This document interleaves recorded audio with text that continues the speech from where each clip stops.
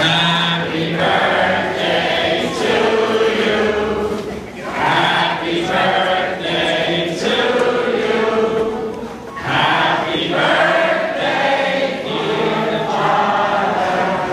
Happy birthday to you.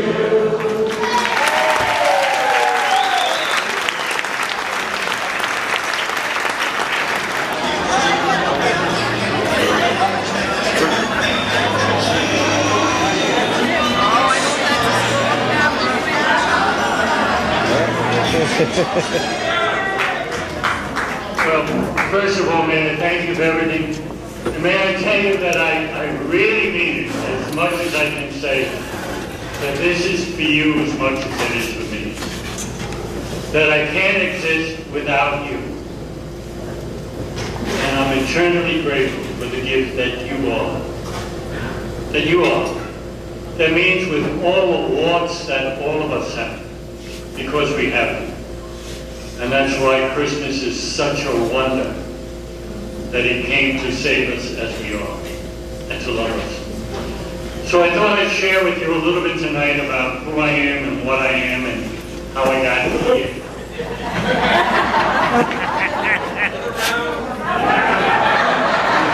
You better.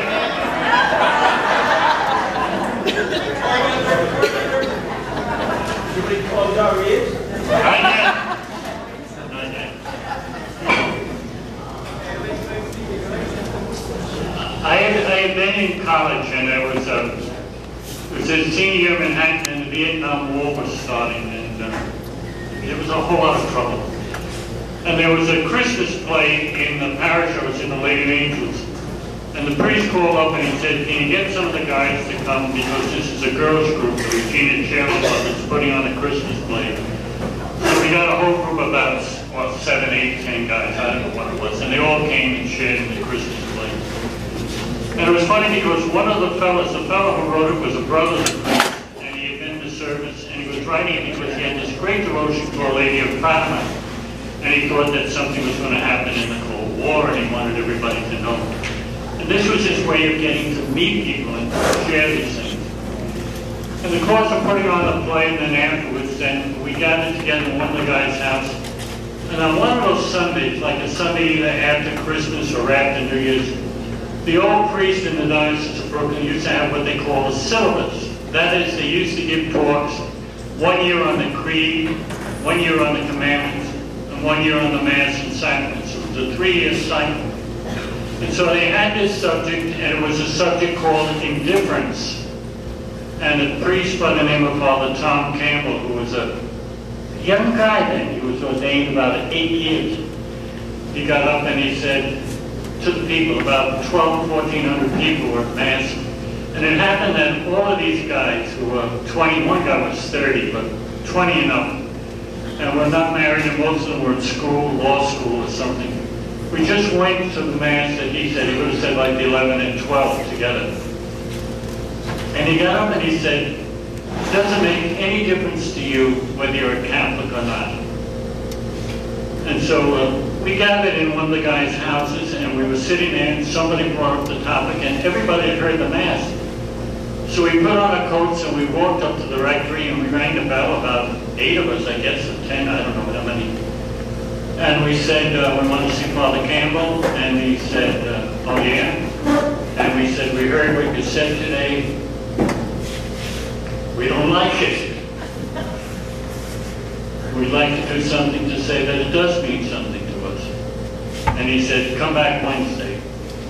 So he came back Wednesday with the whole group, and he set us on a sort of a religious life. That is, we went to Mass every day.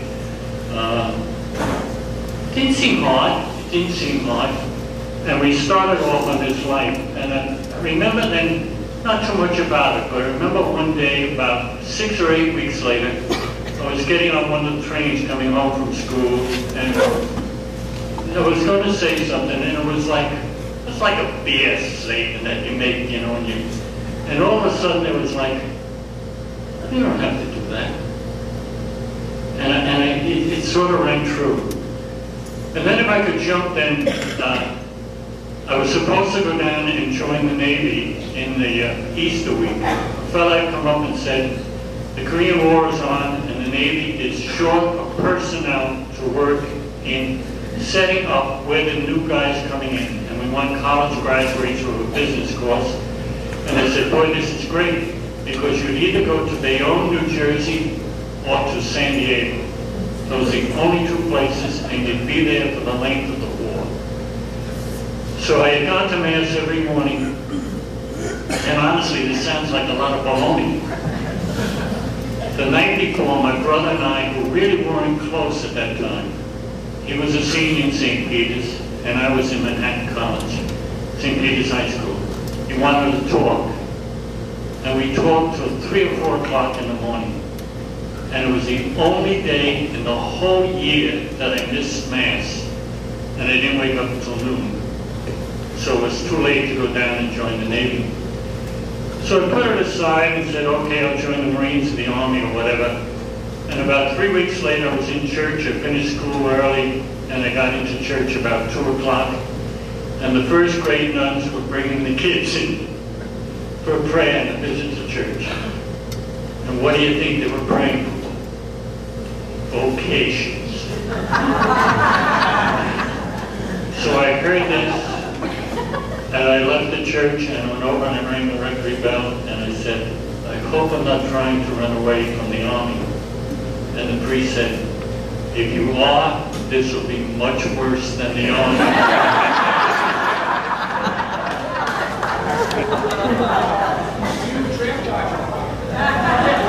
All the way.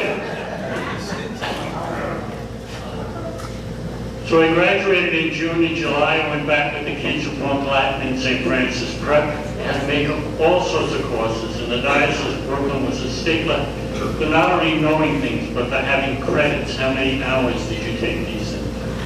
So I took Latin with them, and then I went to Canada and took 5 years of Latin in 1 year, plus Greek and philosophy, with the Resurrectionist Fathers, who were really great. You know what it cost for 1 year in Canada? Room and board and tuition and special courses. $600 in 1951-52. They were extraordinary people. I went back there 9 years ago to give them some money, and I saw they were living better than I was.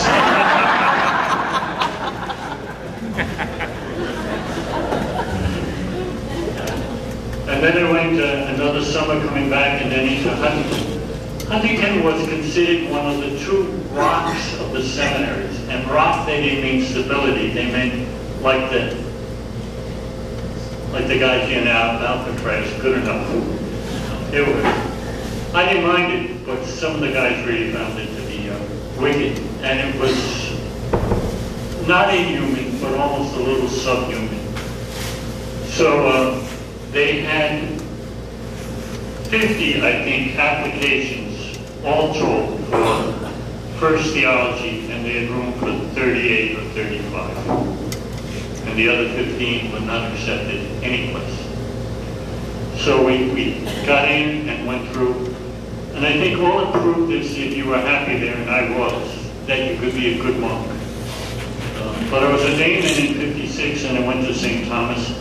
And when I went there, it was really strange, because when you're in the seminary, every moment was governed by a rule.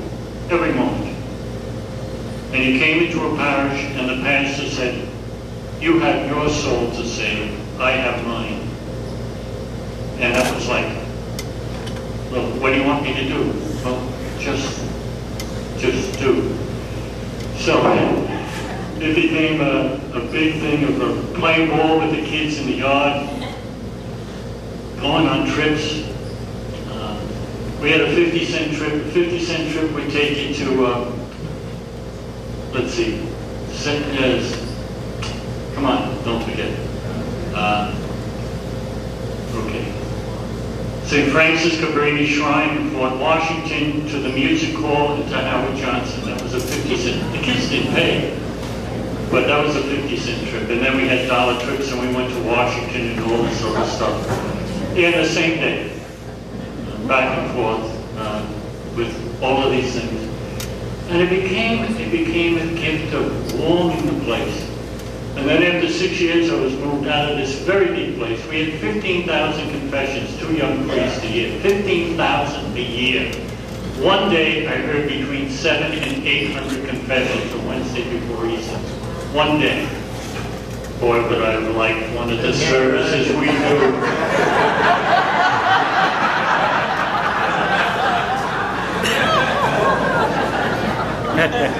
Works just as well. Well, anyway, then I was moved out of there and down into the inner city to what had been a wonderful church, but time had passed by.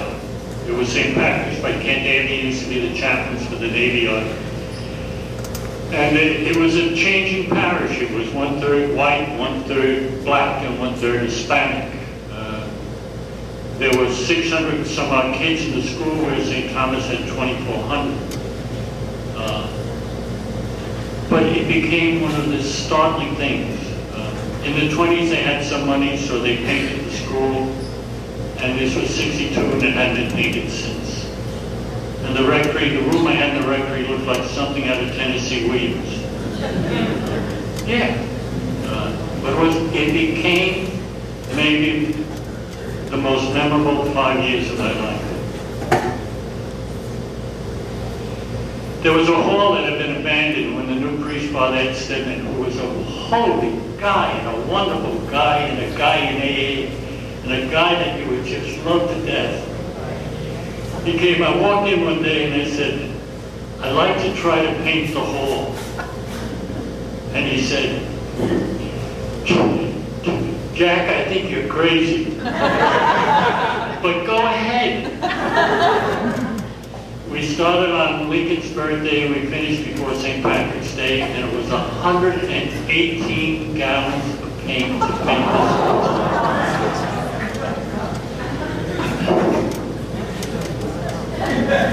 Yeah, I was. But it changed the attitude of the kids. And there was a great old sister. She was a great old sister, Sister Teresa. She had taught in the public schools before she joined the Sisters of Mercy. And so she was a principal for 40 years in Catholic schools besides all of this time. And the kids used to say, every nun looks young, except Sister Teresa. But she's starting to.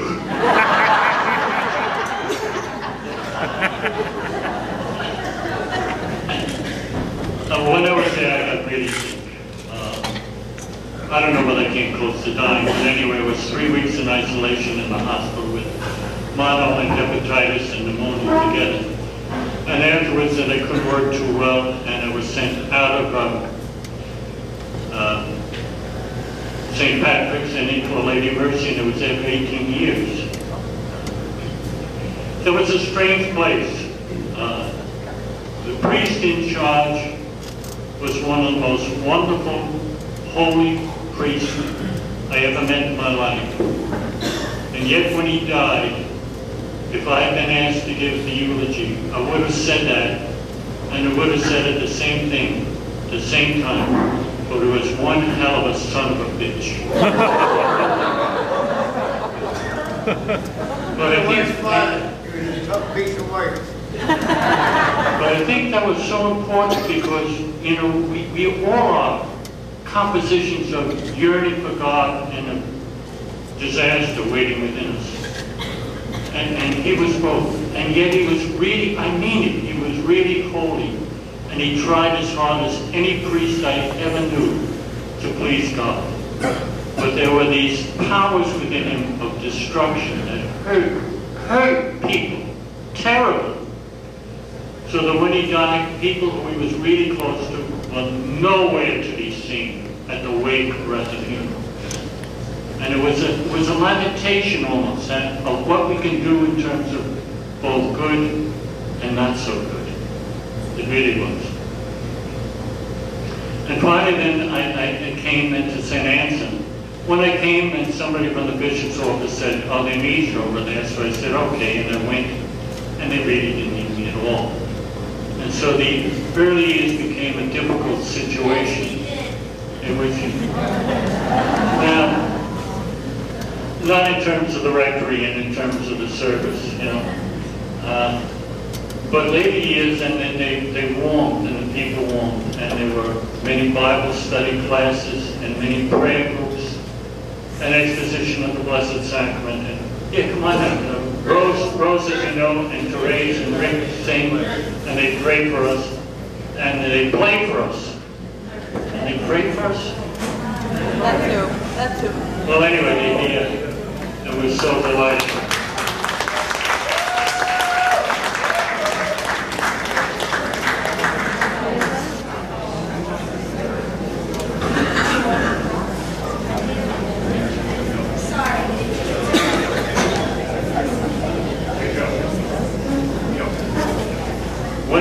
St. Anne's, one of the things that happened is somebody gave me a book on Sister Breeze McKinney. You may remember Sister came here in June and had these wonderful gifts, and so I was concerned. I really wasn't so happy in the first years in St. Anne's, and I was concerned that she might have an answer from God on what I should do. And so I went over to Ireland to make this intercession for priests, and it was a year in which my mother was in Madonna residence, and she wasn't well, but she was doing fine at the time. And when I got there, I said to Sister, this is why I came, and she said, sure, I don't know anything about that. And so I wound up coming back, but I fell in love with this institution because it gave me a new sense of hope that if I hadn't lost, at least I had put off for 20 years or something, some terrible amount of time. And I was really renewed, and so I came back with it and returned year after year to the intercession, to be encouraged in this work. And the thing that I really wanted to do when I came here, and I thought the main reason why I was coming, was to establish something like this for priests in the Diocese of Brooklyn and in the country. I tried 3 or 4 times, and we got 3 or 4 priests to come, and it never got off the ground. Well, it got off for a year, you know, but it really didn't. But anyway, in the midst of this, then, God sent me to you, and you to me. Yeah.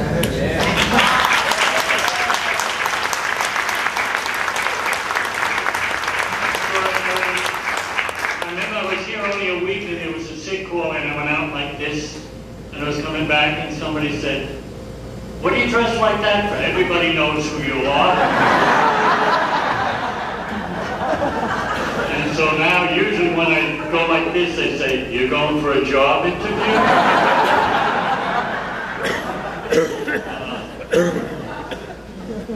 But the days became really, really interesting, painful, and blessed. And I remember then the 20th of April in the next year.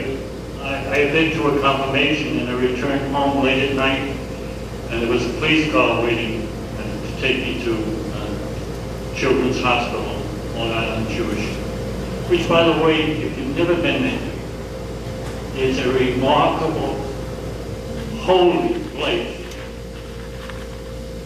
People trying their hearts out to remove pain, to bring blessing.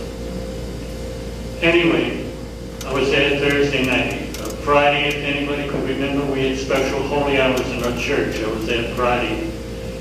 I was there Saturday when the doctor said that the 2 children wouldn't live. I was there Sunday morning before Mass. I was there Sunday afternoon when they took the life support for the children. I was with the family. On Monday, both families, and on Tuesday was the single biggest wake I've ever seen in almost 50 years. And each time I was there, we prayed, and each time I felt there was a blessing. I remember on the way home Sunday, somebody said,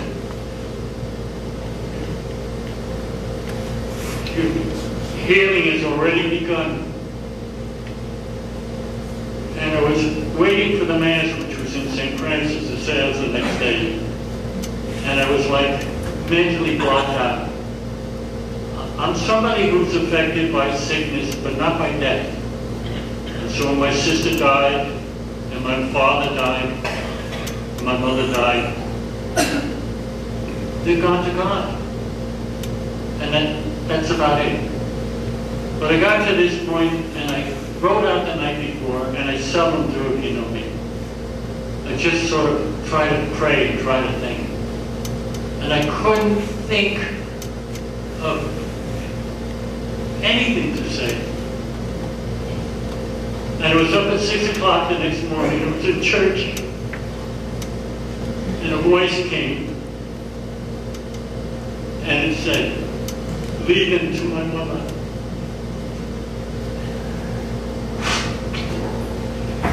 Now, someone who didn't believe in God or doesn't know what we're about could say, "That's a lot of crap." Now, they could say it. But they would come into the day of the dedication of the garden, which was a remarkable thing because everybody came with great love. And it just worked. There were so many people who gave so many hours of immense love. I remember one Sunday, one of the ladies came to move bricks from where they deposited in the front to the garden. And I went out and I said, "I'll help you with that." "No, you won't," she said. "This is my gift." "No, you won't."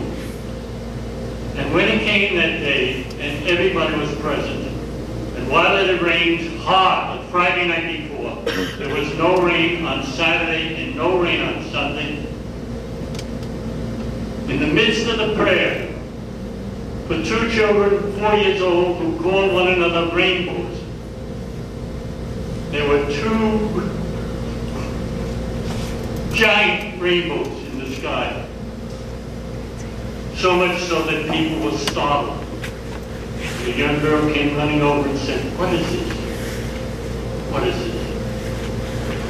It was a God saying to all of you, be aware of my love. Be aware.